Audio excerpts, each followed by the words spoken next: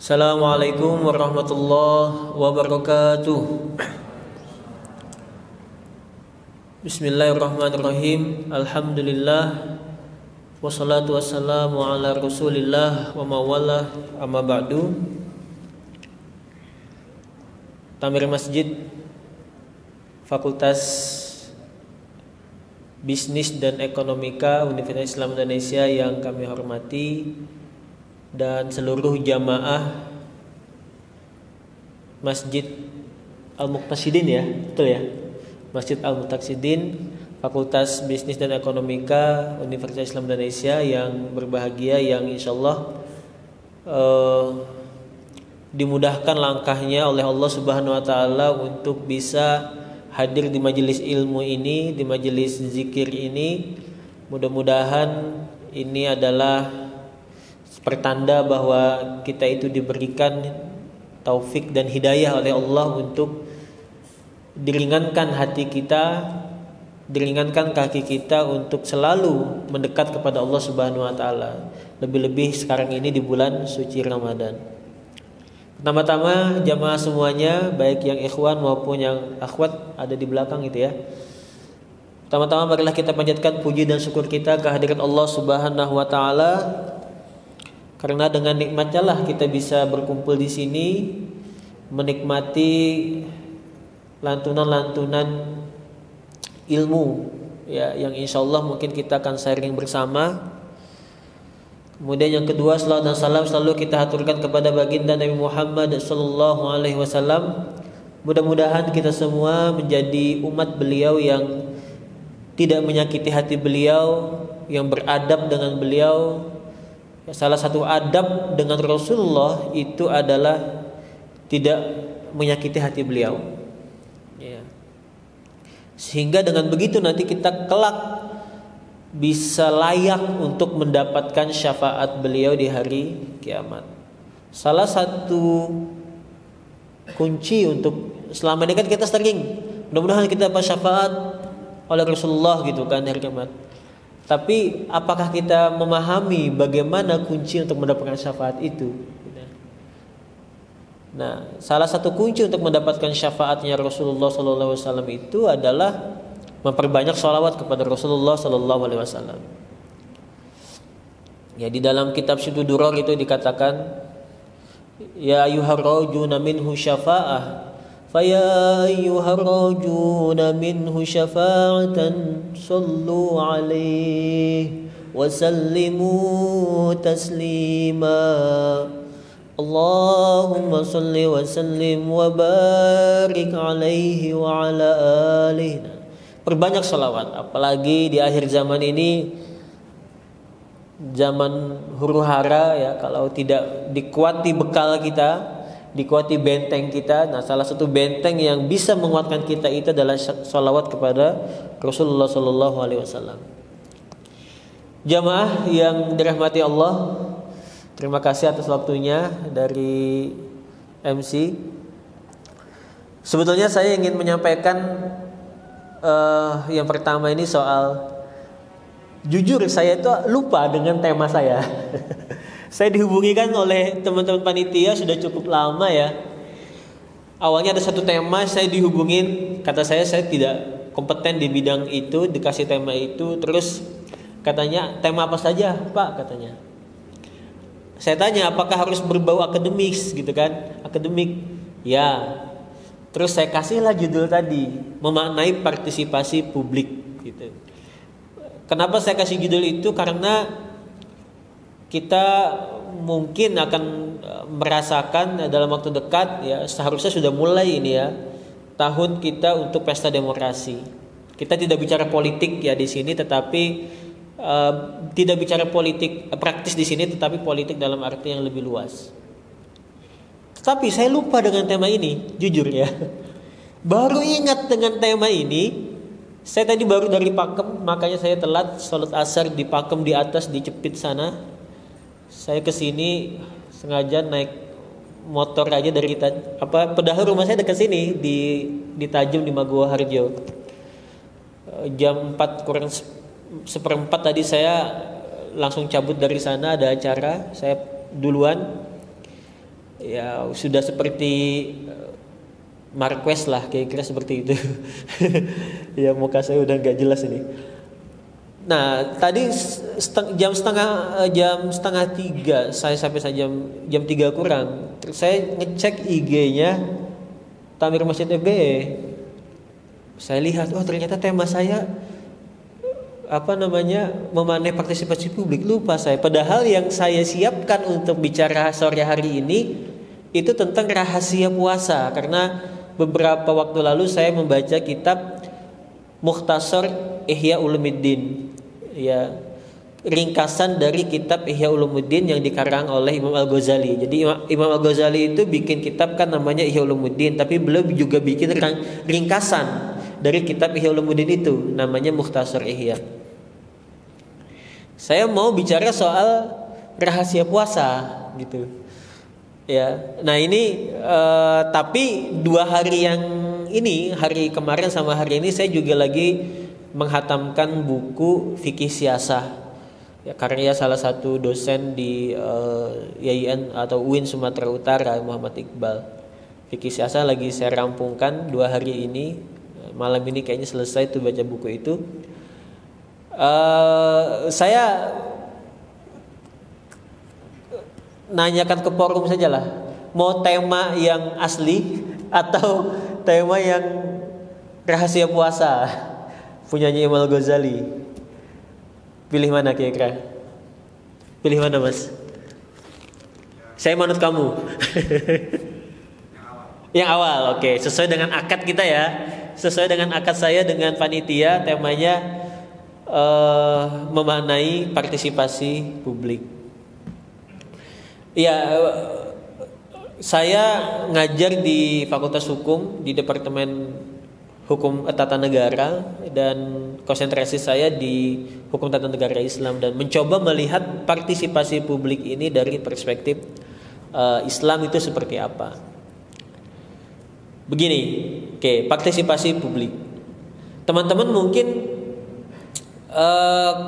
di FBE mungkin tidak belajar banyak hukum, tetapi kan belajar mata kuliah wajib pendidikan kewarganegaraan, ya kan, dan pendidikan Pancasila. Di situ pasti udah diajarkan tentang partisipasi publik. Kenapa sih kita harus berpartisipasi? Partisipasi publik itu dalam bingkai yang mendasar itu tidak lepas dari konsep demokrasi yang kita anut ya di Indonesia. Tanpa demokrasi mungkin agak sulit kita membayangkan bagaimana rakyat ini, kita semua ini memiliki hak untuk berpartisipasi dalam penyelenggaraan pemerintahan, hak untuk mengkritik, hak untuk memberikan masukan, nasihat dan seterusnya. Nah, partisipasi publik ini teman-teman ditambah ruangnya dengan kemajuan teknologi komunikasi. Ya, sekarang kan kayaknya ada satu adigium yang baru kan yang lahir di era sekarang itu, apa itu? Maha benar netizen dengan segala komennya, gitu kan.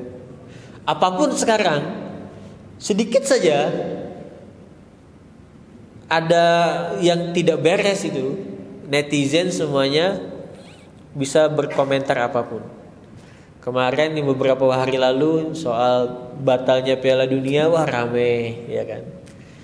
Nah ini sebetulnya secara tidak langsung orang yang tidak kuliah, yang tidak pernah mendapatkan mata kuliah pendidikan Pancasila, pendidikan kewarganegaraan di bangku kuliah, kita nggak tahu yang komentar itu orang asli atau bukan, gitu kan. Kita nggak tahu mereka itu punya berapa akun di media sosial, ya kan. Kita nggak tahu itu.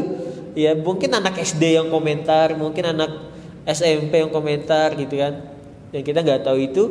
Tapi paling tidak praktek partisipasi publik untuk mengontrol jalannya pemerintahan, mengontrol negara ini itu sudah mulai dilakukan oleh masyarakat kita. Pertanyaan mendasar, kalau kita lihat dari perspektif Islam nih, bagaimana partisipasi publik ini? Boleh gak kita itu kita sebagai rakyat biasa memberikan kritik kepada pemerintah. Kalau dalam satu bab di dalam fikih siasah itu ada, kalau dalam tradisi Sunni ya, sangat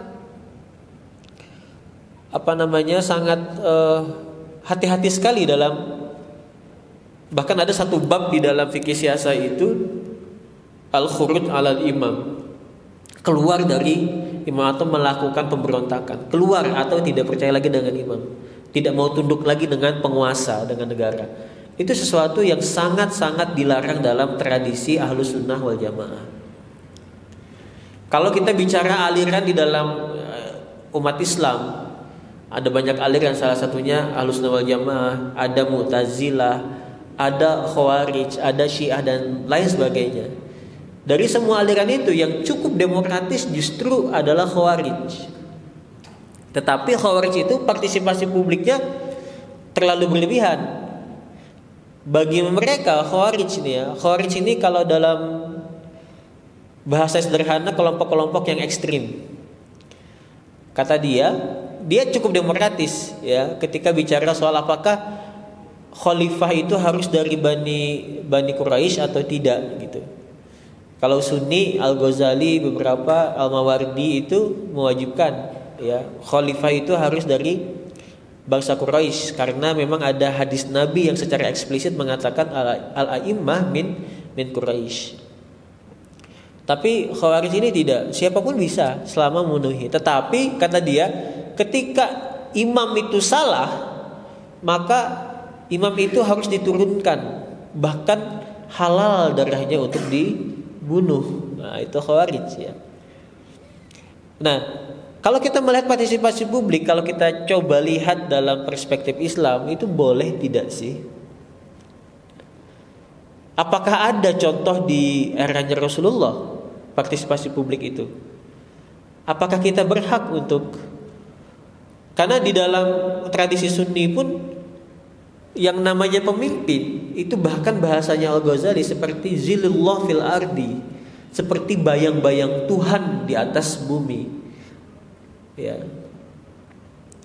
Kalau kita pindah sedikit ke sebelah, partisipasi publik atau demokrasi di Barat baru bisa dirasakan setelah Barat itu melakukan sekularisasi. Tahu sekuler kan? Sekuler apa? Apa mas sekuler? Pemisahan urusan agama dengan negara. Sebelumnya itu Barat itu mengalami fase yang namanya abad pertengahan yang dikenal dengan the Dark Age, masa kegelapan di Barat. Masa kegelapan itu cukup lama, dari abad ke-5 sampai ke-15, kira-kira seperti itu, abad pertengahan itu. Di era ini yang terjadi adalah teokrasi. Teokrasi itu penyatuan antara agama dengan negara, dalam arti agama itu dipegang oleh orang-orang yang dalam bahasa Arab istilahnya rijaluddin atau institusi keagamaan. Dalam hal ini adalah gereja ketika itu. Jadi kekuasaan gereja itu sangat dominan, bahkan melebihi dari kekuasaan pemerintah. Melebihi dari kekuasaan pemerintah. Pemerintah tidak boleh mengambil satu kebijakan apapun tanpa restu dari gereja. Nah, fase ini cukup lama, teman-teman. Ya, dan partisipasi publik, suara, hak segala macam itu tidak ada sama sekali. Tidak ada sama sekali. Baru setelah Barat melakukan Renaissance, ya, masuk ke abad pencerahan, terus dilakukan sekularisasi akal. Kalau di masanya abad pertengahan itu, akal manusia itu hanya digunakan untuk apa? Meladeni nafsu dari agama ketika itu. Filsafat itu adalah budaknya agama ketika itu. Dalam hal ini adalah budaknya ajaran Kristiani. Filsafat, akal semuanya ditujukan untuk memberikan legitimasi kepada doktrin-doktrin gereja. Di era ini ilmu pengetahuan tidak bisa berkembang. Galileo dihukum, ya kan? macam lah, nggak bisa berkembang karena menentang dengan doktrin gereja. Dulu kan doktrin gereja itu yang menjadi pusat tata surya itu bukan matahari, tapi bumi. Bumi adalah pusat tata surya. Tapi menurut ilmuwan enggak, yang menjadi pusat tata surya itu adalah matahari. Tapi ilmu-ilmu yang kayak gini itu dihukum, diinkuisisi, ya, dipersekusi. Nah, Barat baru bisa mengalami masa demokrasi, merasakan partisipasi publik, bahwa rakyat itu memiliki hak, bahwa rakyat itu memiliki tanggung jawab bahkan untuk mengingatkan sebagai kontrol dari jalannya pemerintahan. Itu setelah mereka melakukan sekularisasi, melakukan liberalisasi di Barat. Tapi pertanyaannya, apakah hal tersebut dialami oleh umat Islam? Singkatnya tidak, ya, tidak.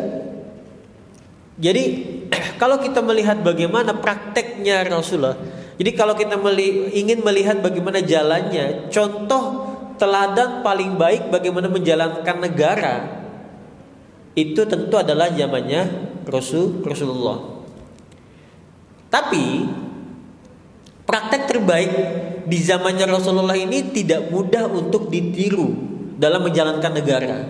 Kenapa? Karena Rasulullah dalam menjalankan pemerintahan itu tidak lepas dari monitoring dari wahyu.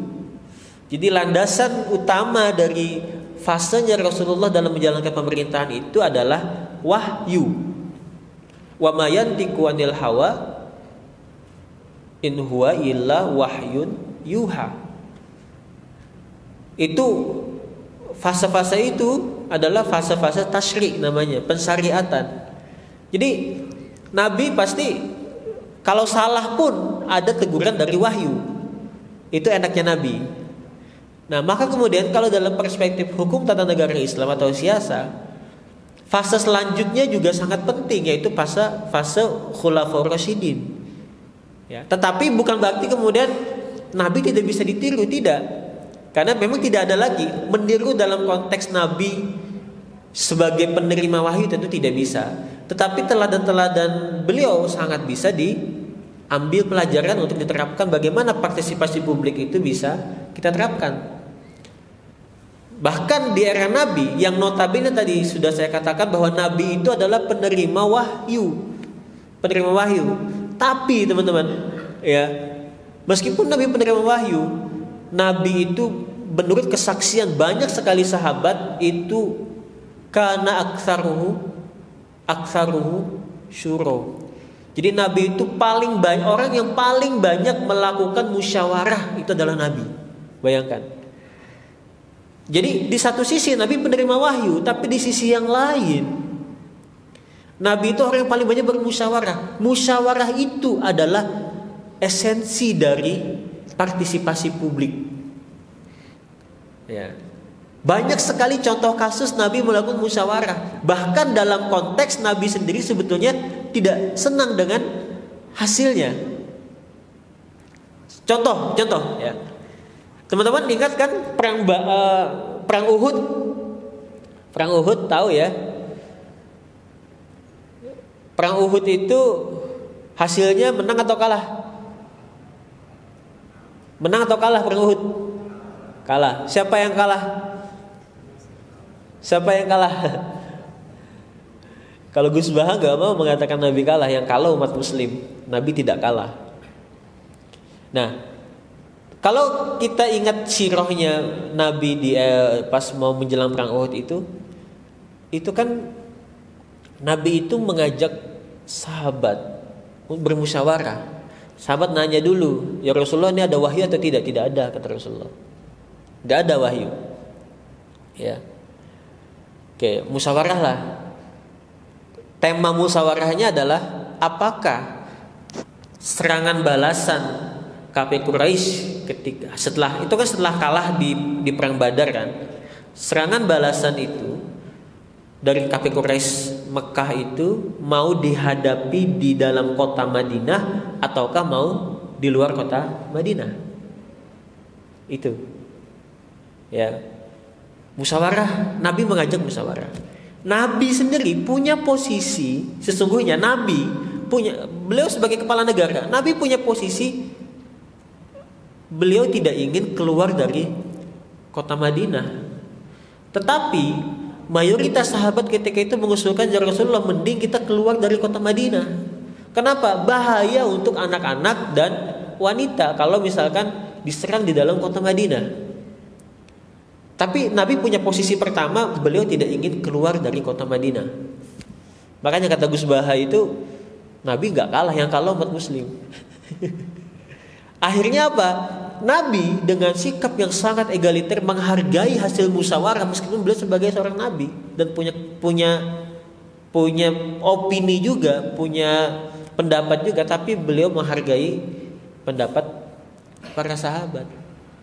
Ya. Akhirnya keluarlah dari kota Madinah menuju Uhud. Ya. Selain itu juga memang sebelumnya Nabi mimpi, ya. Mimpi itu akhirnya jadi kenyataan. Awalnya menang gitu kan, terus ternyata karena kecerdikan dari Khalid bin Walid ya ketika itu ya, sebelum masuk Islam, itu akhirnya berbalik diserang. Nah, itu salah satu bukti bahwa syura itu sangat diterapkan oleh Nabi, meskipun Nabi penerima wahyu, meskipun Nabi punya pendirian. Oke, kenapa? Sekarang kenapa sih musyawarah atau mendengarkan rakyat itu penting untuk dilakukan? Nah, kalau kita ditanya itu, sesungguhnya esensi dari pemerintahan, esensi dari kekuasaan itu berada di tangan siapa? Mas, saya kalau udah mau selesai dikasih tahu ya. Esensi dari kekuasaan dalam perspektif Islam itu berada di tangan siapa? Oke, ada yang bicara kedaulatan itu milik Allah gitu kan. Ya, tu'til mulka man tasya wa tanzi'ul mulka mimman tasya. Allah yang berkuasa, Allah yang memberikan kekuasaan. Tapi dalam prakteknya di manusia, di bumi, ya memang semuanya itu adalah atas izin Allah. Ya, siapapun yang jadi presiden nanti atau yang sekarang jadi presiden itu atas izin Allah. Ya. Makanya kita juga sebagaimanapun kita nggak senang dengan penguasa, kalau udah ditakdirkan oleh Allah dia menjadi pemimpin, maka kita harus tunduk. Ya, prinsipnya seperti itu. Tetapi dalam mekanismenya hak untuk memilih pemimpin itu ada pada umat, ada pada rakyat. Nah, di fase kedua inilah yang saya bilang tadi, setelah fasenya Nabi Muhammad selesai, beliau wafat, tidak ada lagi wahyu. Fase kedua ini yang sangat penting, yang bisa dijadikan rujukan utama dalam pemerintahan Islam. Di fase ini, Khulafaur Rasyidin itu semua menempatkan hak memilih pemimpin itu ada pada rakyat. Abu Bakar dipilih oleh rakyat secara langsung. Umar bin Khattab meskipun ditunjuk oleh Abu Bakar, meskipun itu wasiat dari Abu Bakar untuk menunjuk Umar, tetapi Abu Bakar sudah melakukan fase musyawarah.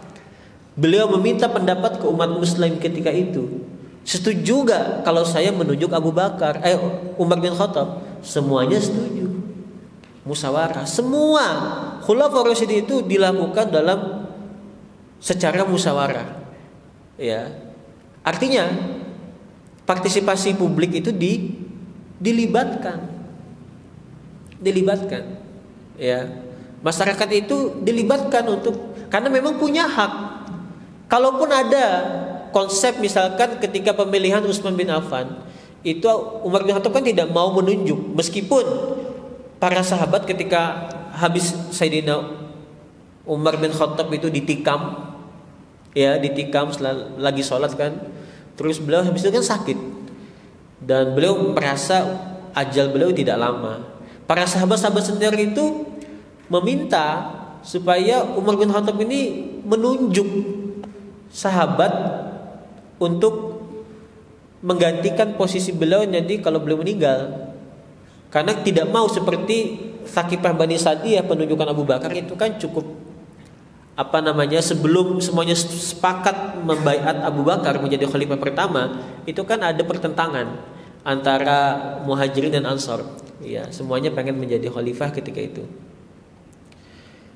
Nah, tapi Umar nggak mau menunjuk. Ya, kata Sayyidina Umar, yang cocok untuk menggantikan saya sudah meninggal. Yang cocok menggantikan saya sudah meninggal. Terus berkali-kali sahabat-sahabat senior datang ke Umar, Sayyidina Umar. Bahkan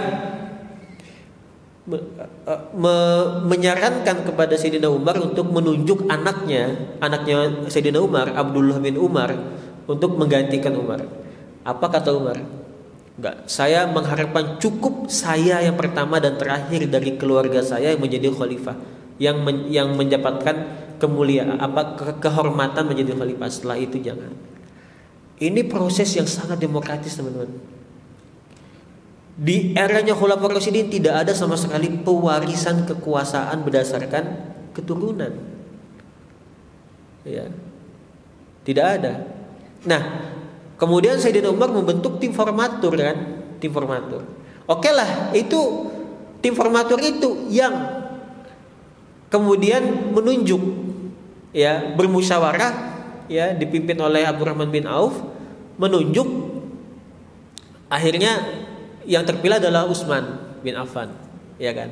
Tapi meskipun tadi segelintir orang yang menunjuk, tapi di dalam konsep Islam itu ada namanya baiat.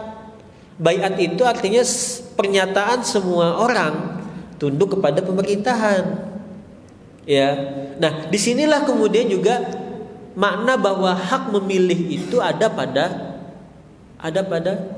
rakyat. Kita yang punya kontrol. Bahkan di dalam kitab Al-Mawardi, di dalam kitab Al-Ahkam As-Sultaniyah, Mawardi jelas mengatakan, kalau beberapa ulama yang lain ada yang mengatakan pemerintahan itu nggak bisa diimpeach, nggak bisa digulingkan, tapi Al-Mawardi mengatakan bisa. Kalau syarat-syarat menjadi pemimpin sudah tidak terpenuhi atau dia tidak bisa menjalankan tugasnya lagi sebagai kepala negara, dia bisa digulingkan atau bisa diturunkan, diganti, gitu. Nggak harus nunggu mati, gitu. Ya. Nah, di sini letak pentingnya kita melakukan berpartisipasi dalam pemerintahan, karena kita memiliki hak itu, hak dasar kita itu adalah memilih pemimpin. Ya. Tapi dalam konteks kekinian, semakin banyak manusia segala macam, nggak mungkin nggak mungkin partisipasi itu dilakukan secara langsung kan. Kalau kita bicara sejarah demokrasi dulu di Athena, di Athena ya, di Yunani itu mereka bisa melakukan demokrasi langsung karena wilayahnya sangat kecil, dalam bentuk negara kecil kan, negara kota, polis gitu. Jadi bisa. Sekarang ini gimana kita mau bisa? Maka kemudian muncullah konsep demokrasi perwakilan. Nah, perwakilan seperti ini juga mirip kok dengan ahlul halli wal aqdi di dalam konsep Islam tadi yang dibikin Umar, yang dibikin para khalifah setelahnya gitu. Nah, selain itu, partisipasi publik itu penting untuk kita lakukan. Kenapa? Karena kita memiliki kewajiban untuk apa? Amar ma'ruf nahi mungkar. Wajib itu, amar ma'ruf nahi mungkar. Pertanyaannya adalah, partisipasi publik itu dalam Islam harus seperti apa? Nah, ya kan? Boleh nggak kalian demo untuk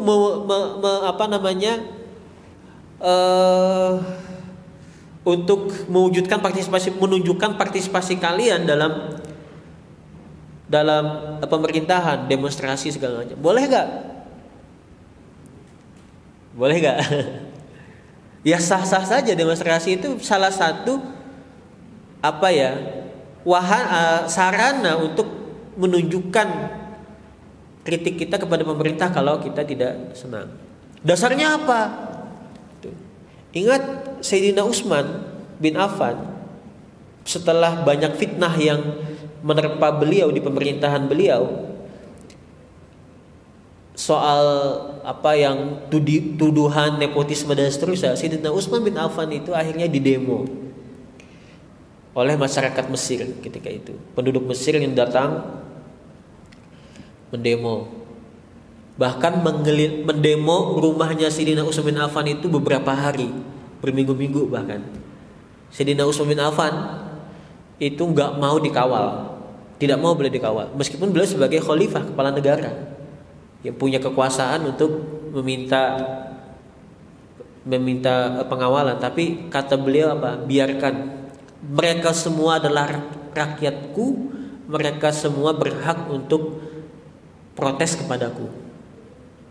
Demonstrasi itu.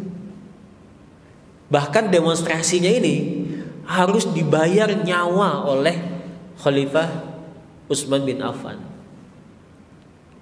Saking beliau menghargai partisipasi publik, nyawa beliau menjadi taruhan.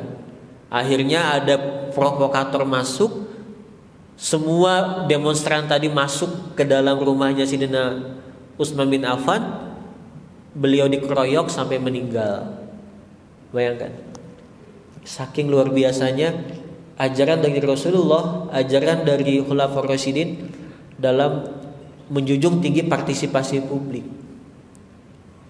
Kita juga punya hak. Salah gak kita demonstrasi? Tidak salah, tapi kita juga perlu adab. Jangan kita melihat tadi sejarahnya Sayyidina Utsman tadi, berarti kita boleh bebas dong ya. Itu cara melihatnya itu seperti ini teman-teman. Cara melihatnya itu, beliau bukan kemudian demonstrasi wujud dari partisipasi publik itu bisa kita wujudkan dengan segala bentuk apapun gitu kan, dengan segala cara apapun, yang halal atau yang tidak halal, yang beretika atau tidak beretika. Tidak. Sayyidina Utsman itu menjunjung tinggi karena dia sebagai khalifah dan menjunjung tinggi hak warganya, rakyatnya untuk mengkritik beliau. Tapi kita dari sisi rakyat juga tidak bisa semata-mata bebas begitu saja, tidak. Ya, ada caranya. Ya. Bahkan ini salah satu hadis ya. Tidak salah demonstrasi dilakukan. Kalian demo di mana gitu kan, ya. Tapi sebetulnya saya itu mengusulkan demonstrasi dengan bentuk yang lain, teman-teman. Ya. Saya sering sama mahasiswa fakultas hukum itu, bahwa kalian demo itu diubahlah tuh caranya.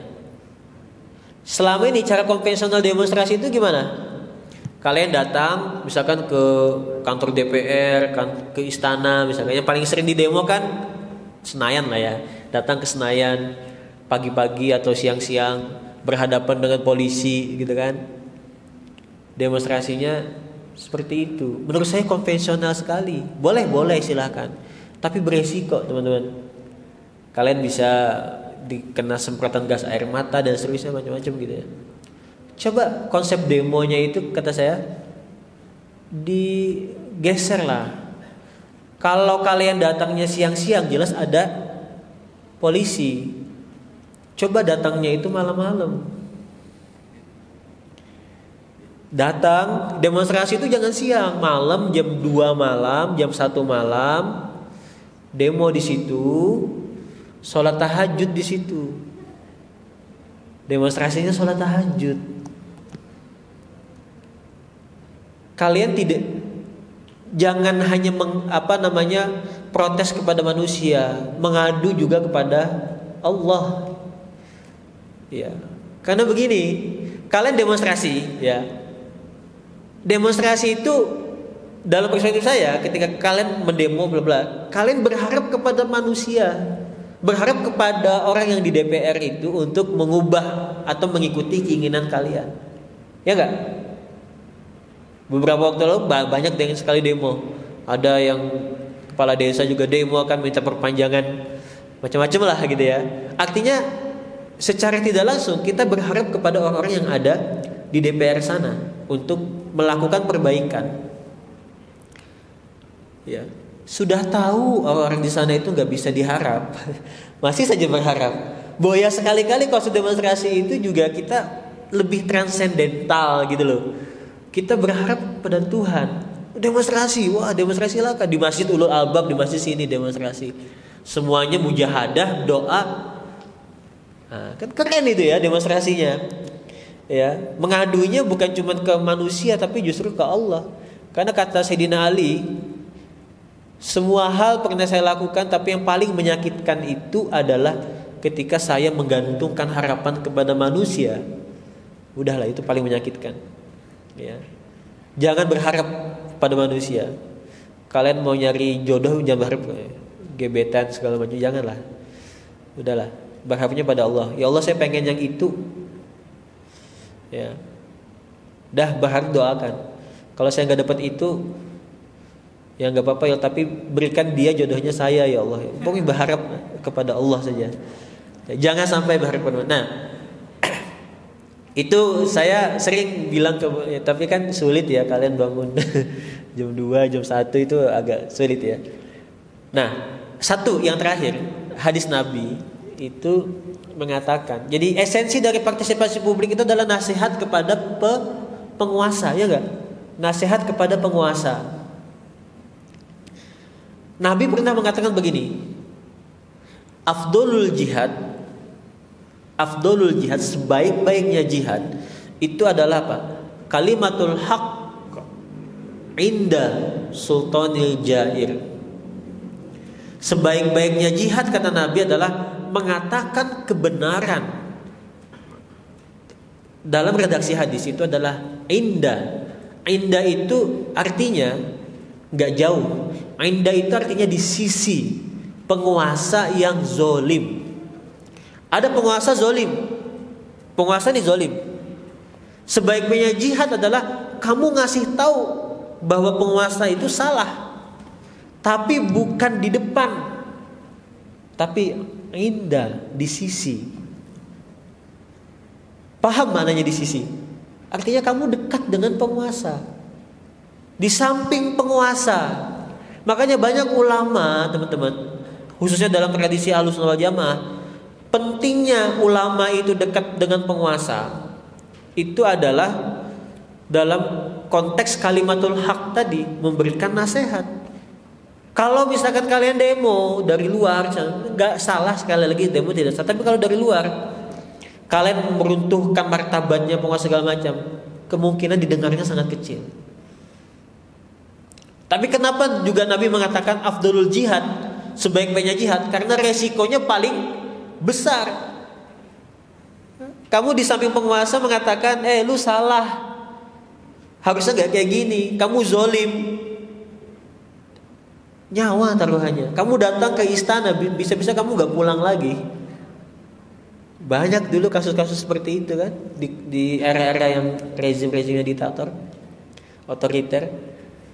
Itu makanya Nabi mengatakan afdalul jihad itu, sebaik-baiknya jihad adalah kalimatul haq inda sultani jair. Ya, di sisi.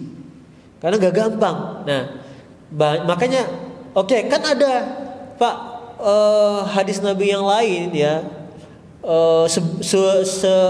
Sebaik-baiknya penguasa adalah penguasa yang mengetuk pintunya ulama, tapi seburuk-buruknya ulama adalah ulama yang mengetuk pintunya penguasa. Itu oleh Jalaluddin Rumi dalam kitab Fihi Ma Fihi dijelaskan. Maksudnya bukan letterlek seperti itu. Seburuk-buruknya ulama adalah ulama yang mendekati penguasa hanya untuk kepentingan pribadi, menjilat penguasa supaya dapat posisi, dapat bla bla bla gitu. Itu yang buruk. Tapi kalau ulama yang dekat dengan penguasa, itu dalam konteks tadi kalimatul haq tadi, ya, kalian bayangkan kalau tidak ada ulama yang dekat dengan penguasa, bahaya sekali. Mau jadi apa negara kita? Jadi hormati kalau ada. Sekarang kan muncul model image, sedikit-sedikit kalau ada ulama yang dekat dengan penguasa itu seakan-akan jadi ulama sultan, ulama penguasa yang itu akan dianggap sebagai alat untuk legitimasi penguasa. Sedikit-sedikit orang seperti belum tentu, teman-teman. Ya, banyak ulama yang dekat dengan, dari sejarahnya zaman dulu sampai sekarang itu ada ulama-ulama yang dekat dengan penguasa itu belum tentu. Justru ada maksudnya ya tadi konteksnya itu adalah kalimatul haq. Jadi jangan cepat-cepat kita itu bersuuzon. Ya. Justru kalau kita konteks partisipasi publik, nasihat kepada penguasa yang paling baik kata Nabi di sisi, ya di sisi, bukan di depan atau di belakang. Kita gibahin penguasa aja, nggak ada efek. Maka penting membangun relasi, gitu. Ini partisipasi publik juga. Ya. Saya tadi di briefing sampai jam 15.20 ya. Oke, jadi itu nanti habis ini kita bisa diskusi ya. Mudah-mudahan yang sedikit ini bermanfaat, dan besok ya ini yang terakhir nih ya, kita akan menghadapi periode baru di Indonesia 2024. Itu sudah akan ada pemilihan umum ya.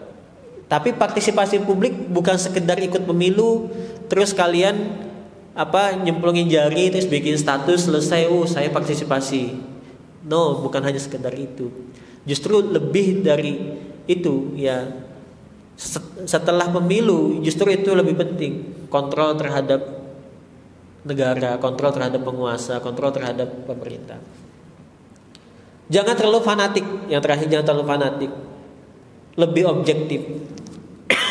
Katakan yang baik-baik dari penguasa, katakan yang jelek-jelek dari penguasa. Kan ada sekarang itu kalau sudah terpolarisasi, apapun yang datang dari penguasa salah. Enggak bagus juga seperti itu. Jadi objektif ya. Para sahabat juga seperti itu. Sayyidina Abu Bakar itu ketika menjadi khalifah, Sayyidina Umar sering berbeda pendapat juga, tapi biasa saja dalam konteks kebaikan. Dan ketika penguasa sudah mengambil satu keputusan, itu kita harus tunduk. Fa idza azamta fatawakkal 'ala Allah. Dah, itu ya. Jadi kalau sudah penguasa mengambil keputusan, ya sudah kita tawakal. Tapi terus kita. Nah, kenapa tema ini penting? Karena kalian adalah mahasiswa sebagai agen, bukan agen travel umroh ya, agen perubahan ya. Itu saja, terima kasih. Kita masih punya waktu untuk berdiskusi. Salah hilangnya mohon maaf. Assalamualaikum warahmatullahi wabarakatuh. Waalaikumsalam warahmatullahi wabarakatuh. Terima kasih kepada Ustaz Sajali atas pemaparannya. Menginjak acara selanjutnya yaitu terkait dengan sesi tanya jawab.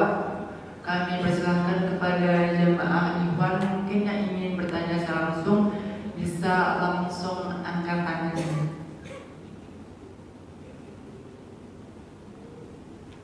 Ya, silakan. Bismillahirrahmanirrahim. Assalamualaikum warahmatullahi wabarakatuh. Assalamualaikum. Saya mau bicara soal dalam konteks ketika kita jadi pemimpin atau pemerintah. Oke, silakan. Ketika kita menjadi pemerintah atau pemimpin dalam konteks kita sebagai organisasi mahasiswa. Oke. Salah satu tantangan ketika menghadapi partisipasi publik itu adalah publik meminta transparansi dan klarifikasi.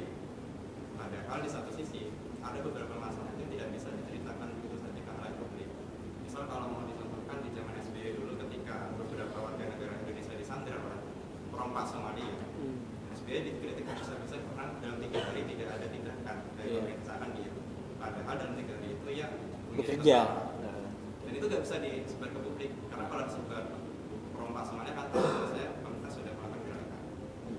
Apakah dalam konteks ini Islam baik melalui Al-Quran nanti maupun beberapa contoh yang sudah diberikan oleh para sahabat atau ulama memberikan bagaimana sih ketika kita menjadi seorang pemimpin menghadapi tantangan tersebut ketika publik menuntut partisipasi dan klarifikasi dan transparansi padahal ada beberapa hal yang bisa dirahasiakan. Ya, soal transparansi bagus ini. Soal transparansi. Gini, guidance dari semuanya tadi ketika kamu menjadi pemimpin ya, ini penting semuanya nanti mau jadi pemimpin kan.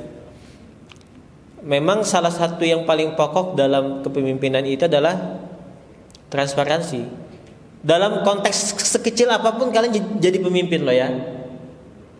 Termasuk kalian nanti akan menjadi, yang laki-laki nih ya, akan menjadi pemimpin rumah tangga. Perlu nggak transparansi?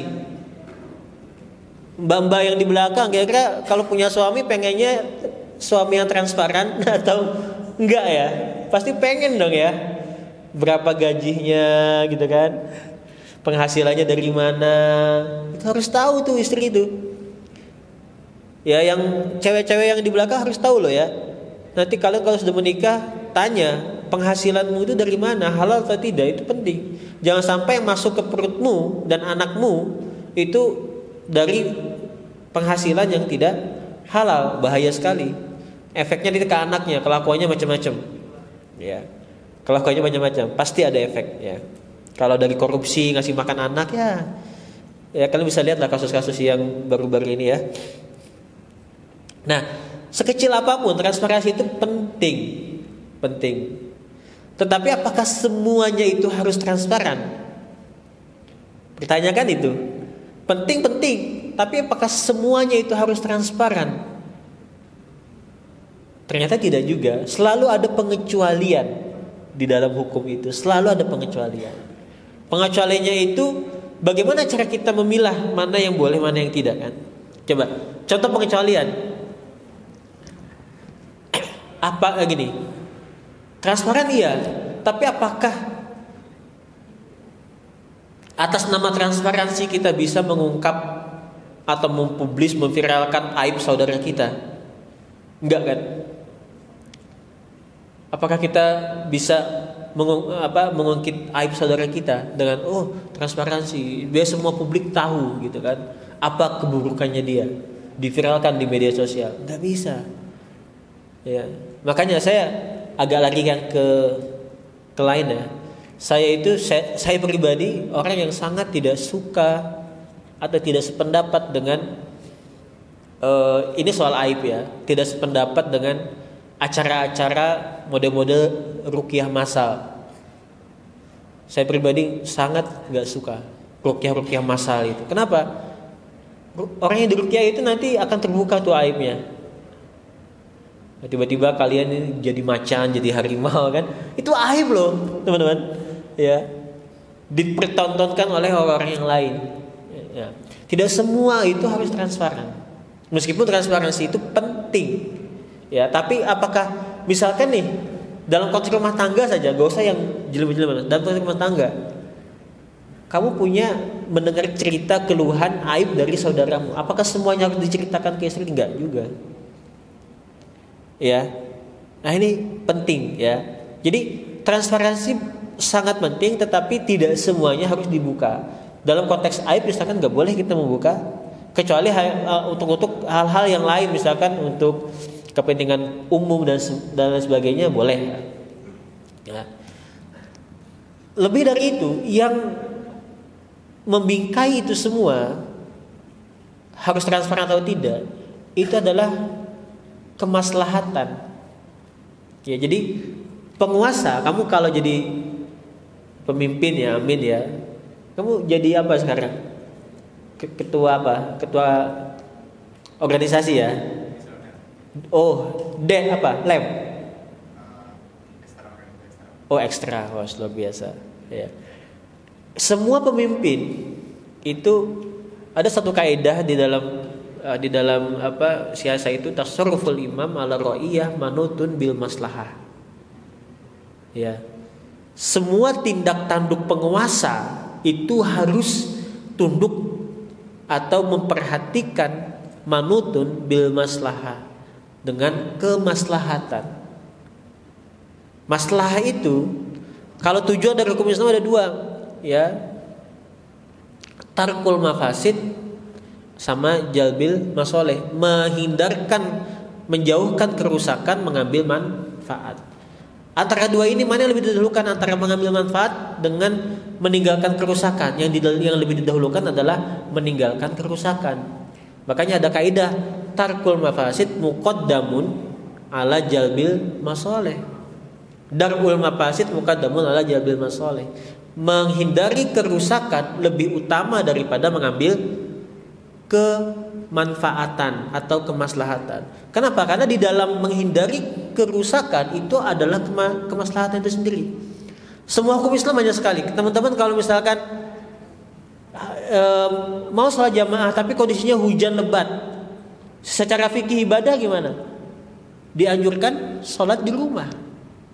Meskipun sholat jamaah itu ada kemaslahatan, ya kan?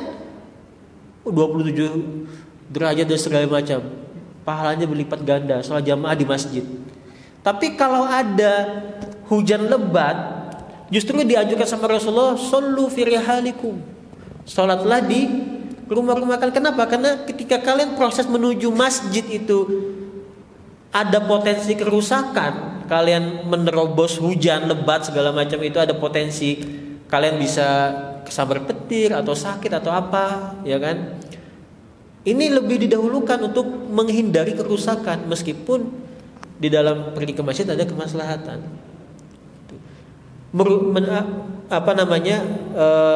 Menghindari kerusakan. Nah, dalam bingkai itu seorang pemimpin harus cermat nih dalam konteks transparansi. Kalau semuanya dibuka gitu ya, dibuka, ini akan ada kerusakan atau tidak? Kalau menurut kamu itu ada kerusakan, sah untuk ditutup, tidak dibuka. Ya, sah untuk. Seorang pemimpin jangan takut kalau gini, kalau kamu dalam posisi seorang pemimpin, jangan takut. Jadi nggak semua partisipasi publik kemudian kamu harus mengamini, manut dengan publik. Karena dalam perspektif Islam itu agak sedikit berbeda dengan demokrasi. Demokrasi suara terbanyak, Islam tidak. Belum tentu suara terbanyak mayoritas itu baik, ya. Jadi ketika kamu jadi pemimpin nanti, jangan takut kalau meskipun mayoritas mengatakan tidak setuju, tapi kamu yakin itu, ambil pendapatmu, nggak apa-apa. Banyak kasus. Contohnya, Sayyidina Abu Bakar baru pertama menjadi khalifah, beliau dihadapkan dengan masalah internal di Madinah, ya kan? Ada penentang yang nggak mau bayar pajak, ada nabi palsu, ada murtad, ya kan? Para sahabat Sayyidina Abu Bakar itu ada tugas yang lain juga, tugas atau PR melanjutkan kebijakan Nabi sebelum Nabi wafat itu, mengirimkan pasukan untuk berperang dengan Romawi, ya. Nah, para sahabat nih dalam konteks mengirimkan pasukan yang dipimpin oleh Usamah kalau tidak salah namanya, itu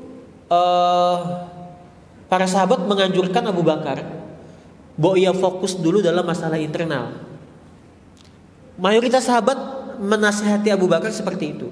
Tapi Abu Bakar mengatakan, demi Allah, saya tidak akan mundur sedikit pun mengirimkan pasukan ke Romawi. Kenapa? Karena ini sudah menjadi kebijakan Nabi. Ya. Terus masyarakat Ansor itu pada nggak mau dipimpin oleh Usamah. Kenapa? Karena Usamah itu belum 20 tahun usianya, nggak mau dipimpin oleh anak muda. Tapi masyarakat Madinah takut bicara dengan Abu Bakar. Jadi takut, segan. Akhirnya curhat ke Umar bin Khattab. Umar bin Khattab menyampaikan ke Abu Bakar, ini ada suara masyarakat nggak mau dipimpin oleh Usamah yang masih di bawah 20 tahun untuk berperang melawan Romawi itu. Abu Bakar marah Abu Bakar, celaka engkau wahai Umar, katanya. Itu Nabi yang nunjuk. Nabi yang nunjuk itu, saya nggak berani ganti. Nabi yang nunjuk. Akhirnya udah, Abu Bakar tetap kuat. Dikirimlah pasukan melawan Romawi yang dipimpin oleh Usamah yang masih di bawah 20 tahun. Menang. Itu contoh, melawan mayoritas. Jadi belum tentu suara mayoritas itu baik. Kasus yang ketika Abu Bakar itu mau memerangi orang yang enggan membayar zakat juga, para sahabat itu enggak menyarankan yang enggak mau bayar zakat jangan diperangin, termasuk Umar bin Khattab. Tapi Abu Bakar tetap mengambil kekeh, ini harus saya perangi karena akan berbahaya kepada stabilitas pemerintahan. Diperangi sampai 11 pasukan gitu ya. Tinggal 1 menit lagi. Jadi jangan takut ketika kamu jadi pemimpin. Kalau kamu yakin, makanya pemimpin itu perlu punya relasi khusus dengan Tuhan untuk menguatkan. Faiza azamta dalam ayat ya, fatawakkal 'ala Allah. Pemimpin azamta itu maksudnya siapa yang menguatkan kamu? Allah dalam mengambil kebijakan. Ya, jadi transparansi penting, partisipasi, tapi bukan semuanya kamu manut aja dengan publik, belum, enggak seperti itu juga. Banyak kasus-kasus yang lain. Umar bin Khattab juga seperti itu. Ya, Umar bin Khattab dalam masa pemerintahannya banyak juga mengeluarkan kebijakan-kebijakan yang kontroversial di mata para sahabat. Enggak membagikan harta rampasan perang waktu di Irak. Tidak memberikan zakat kepada mu'alaf ketika itu. Karena menurut Umar bin Khattab, meskipun mu'alaf itu masuk ke dalam asnaf ya, tapi Umar bin Khattab tidak memberikan. Kontroversial juga, tapi itu ya itulah ya, pemimpin punya hak itu. Dan itu kedalaman Umar bin Khattab dalam memahami Al-Quran. Tidak menghukum kisos pencuri yang mencurinya itu karena terpaksa, karena masa panceklik dan seterusnya. Itu tuh di mata publik ketika itu tidak familiar. Termasuk yang kamu bilang tadi soal kebijakan presiden sebelumnya. Ya, jadi kamu yang lebih tahu ya soal ini. Gaidanya adalah menjauhi kerusakan, menjauhi kerusakan dan mengambil manfaat. Bahkan menjauhi kerusakan itu lebih utama daripada kalau dalam transparansi tadi ada kemaslahatan, tapi ketika kamu melakukan transparansi terdapat kerusakan, maka hindari. Prinsipnya seperti itu. Darul mafasid muqaddamun ala jalbil masalih. Menghindari kerusakan lebih utama daripada mengambil kemanfaatan. Sudah habis ya. Terima kasih atas partisipasinya, mudah-mudahan bermanfaat ya. Sebentar lagi kita buka puasa, selamat berbuka. Salah hilangnya mohon maaf. Usyukur baina nafsi bittaqullah billahi taufiq wal hidayah wallahu muwaffiq ila aqwamit thoriq. Wassalamualaikum warahmatullahi wabarakatuh.